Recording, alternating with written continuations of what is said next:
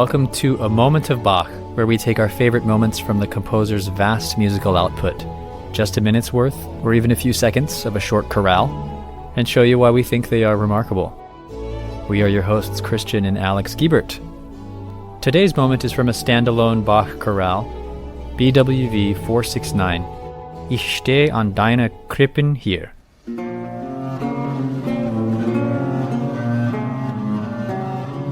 I stand at your manger, here, is the English translation. That's right, it's a Christmas song today, but since we at A Moment of Bach typically don't post in December, I thought we'd bring you this really nice Christmas tune and give you a little bit of the interesting background on the tune itself.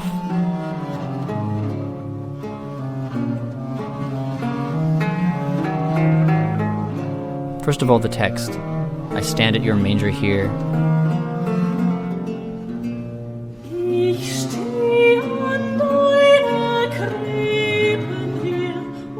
Oh Jesus, my life. I have come to bring and present you the things that you gave to me.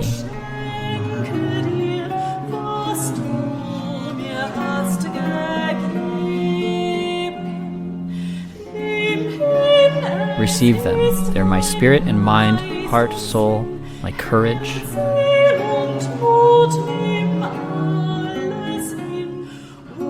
Take it all and let it please you.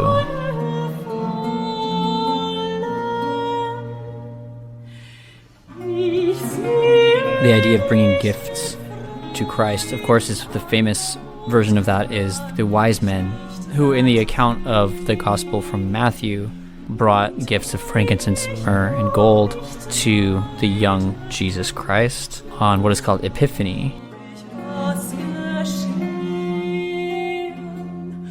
So there's been a lot of poetic ink written on pages talking about the Epiphany because it is a natural metaphor for service of the church. For the star, it would be like following the star. It would be ways we can follow the light of Christ in the Christian church, things like that. And these things found their expression a lot in the Baroque era with Bach. He's got some Epiphany music. But here, we have a simple expression, which is sung and played very beautifully here by a small trio.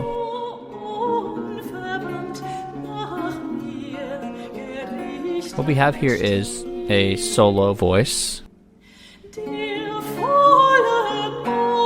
soprano range, probably. Well, mezzo-soprano, I guess. It's just a simple range, actually. It's just a simple hymn tune. Listed as a soprano. Yeah. But yeah, it could be. And that is sung by Viola Blache. And then the basso continuo, the bass part, is covered by a viola da gamba, which is, of course, a period instrument, played here by Mieneke van der Velden, who is a performer that we actually featured just a few weeks ago on the viola da gamba sonata.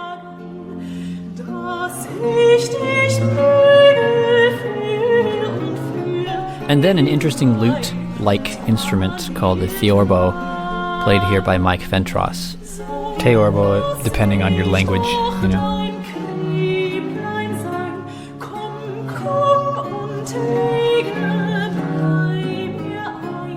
The role being played by the theorbo here is that of a chordal instrument. He's filling in, actually at the beginning here, he's playing the melody, right? Before the soprano comes in. So he's giving us that melody.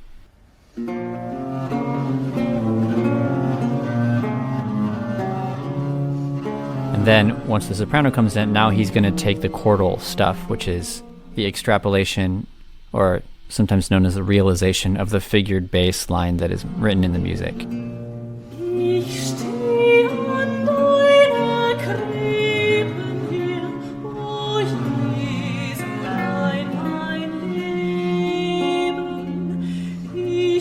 So what we have from Bach here is just a simple melody with words and a bass line.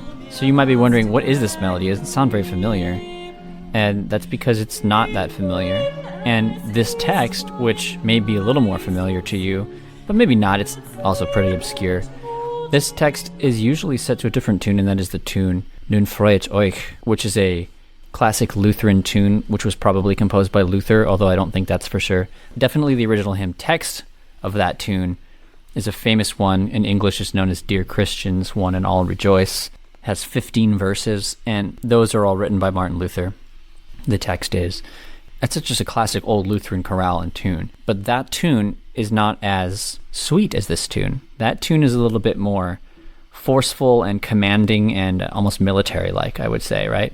In that tune, you have a very striking opening of intervals of a fourth. Dun dun dun dun dun dun. It's really an Star interesting... Trek. Yeah. No, no, no. Yeah, it's a striking tune because of those leaps, this interesting leaps. And this one is the opposite of that. This one is very stepwise. It is very sweet and peaceful. And, of course, what we know about Bach, he sets the text with the music that is appropriate. And here, he writes his own music for this text. Probably not intending this to be used for anything special. Maybe it was just for a class or a prayer devotional thing or what, who knows. It probably was never even used in church. This was just something that he wrote down that maybe he never thought would ever be seen, but it paints this text perfectly.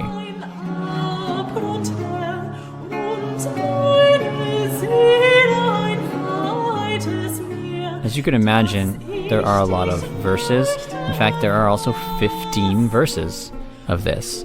And this was written by Paul Gerhardt, the text was. Oh.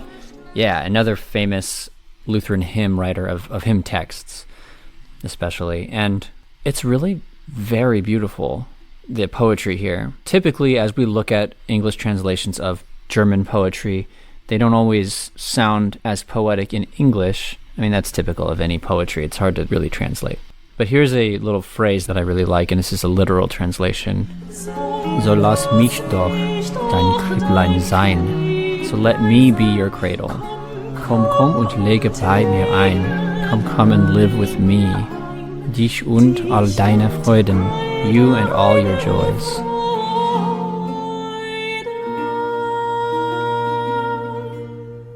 And that's how they choose to end this.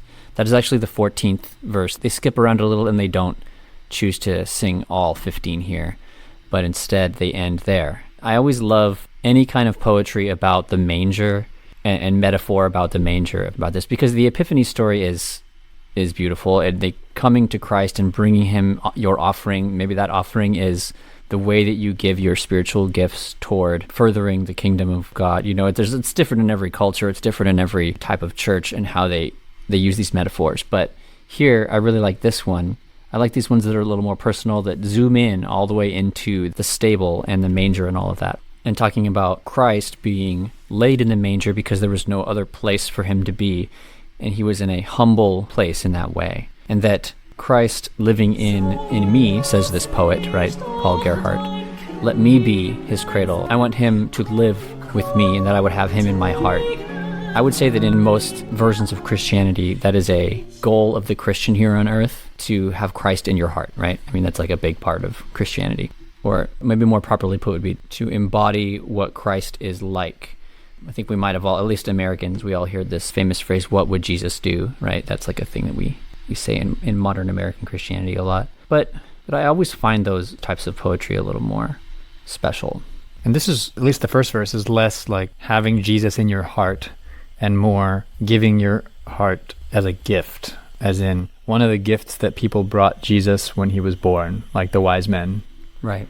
And in this case, I come and offer you, accept, Lord, my heart and soul, mind, spirit, strength, accept it all. It's like an offering. Right. So this would be an appropriate song to sing as an offertory in a church service. And I think the sort of humble staging of this beautiful video here, the humble instrumentation of it, right? It's very simple. Lends itself well to the humble text here. So this is what I love about Bach. We can look at something like this that is pretty obscure in terms of Bach's work. Also in terms of just anybody knowing this hymn at all, like we said, pretty obscure. We can take something like that, but we can still find something absolutely stunningly beautiful in it. And even though it's simple, the simplicity of it perfectly paints the text. So it need not be anything more than what it is here. And musically speaking, it is two lines of music, or two parts of music.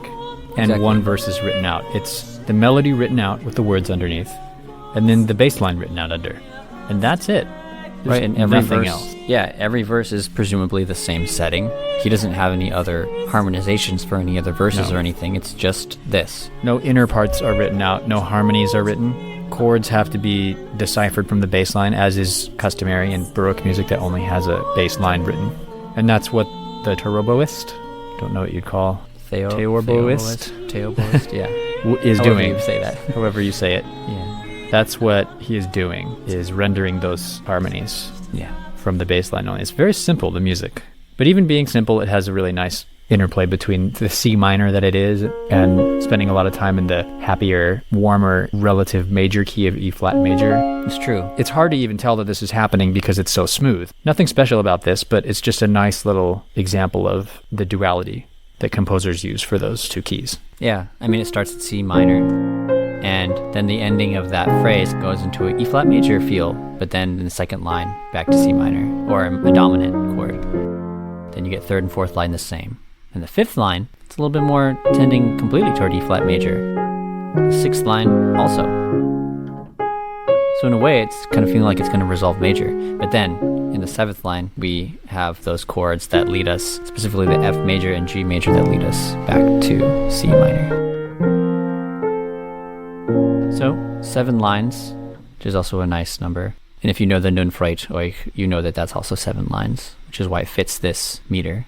Yeah, 7 is a great number of phrases because it's always delightful to me when something is not 4 or 8 in music. It's just nice to have something a little different. Yeah, there's something about that 7th line hitting a little differently when it ends, because you just go, oh, that's it? Interesting.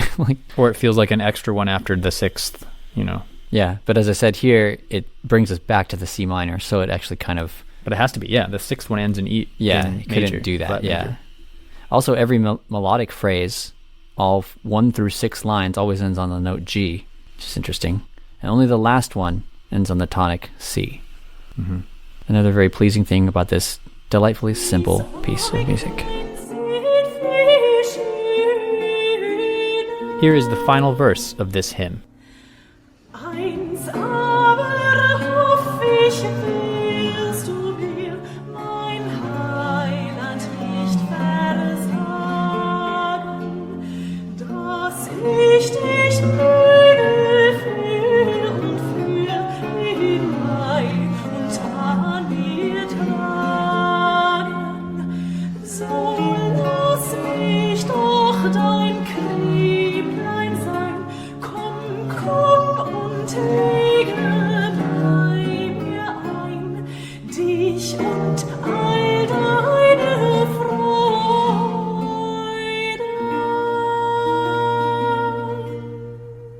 If this episode about this musical moment has inspired you to hear the whole thing, it's pretty short, so go for it. Please see the link in the episode description to hear it. Use your podcast app to find us, or YouTube, whatever you use. Okay, Christian, what's up next week for A Moment of Bach? Next week, we look at the Goldberg variations. We've only looked at one variation so far. So here's, I'll say, my favorite one to play. Variation 7, the jig. Let's call it the canary jig. Until next time, enjoy those moments.